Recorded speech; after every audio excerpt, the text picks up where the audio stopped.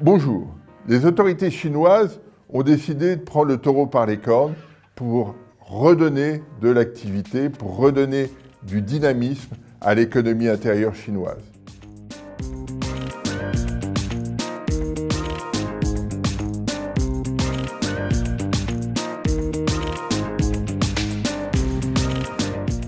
Cette économie est pénalisée depuis de nombreux mois par son secteur immobilier. Il y a eu trop de construction, beaucoup de difficultés.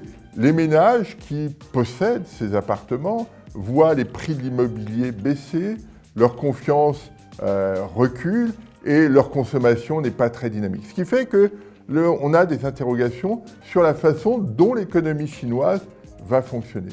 Depuis très longtemps, les économistes voudraient pousser les autorités chinoises à doper la consommation pour rééquilibrer la croissance chinoise, faire évoluer le modèle chinois un peu vers ce qu'on observe aux États-Unis ou en Europe.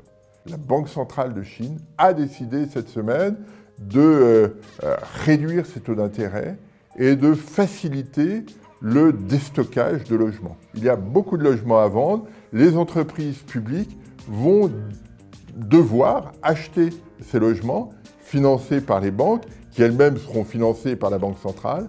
Mais il y a un mouvement tout à fait considérable pour essayer de trouver une solution, d'ouvrir une fenêtre pour sortir de cette situation dégradée sur le marché de l'immobilier.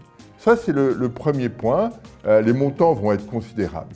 Le deuxième point, qui a été pris encore très récemment par le Politburo, est de mettre en œuvre une politique budgétaire beaucoup plus dynamique, là aussi pour accompagner ce changement d'équilibre entre l'immobilier et la technologie et le secteur manufacturier. Le secteur manufacturier qui était très largement favorisé par l'État. On sent un rééquilibrage. L'économie chinoise veut trouver un équilibre davantage centré sur son marché intérieur.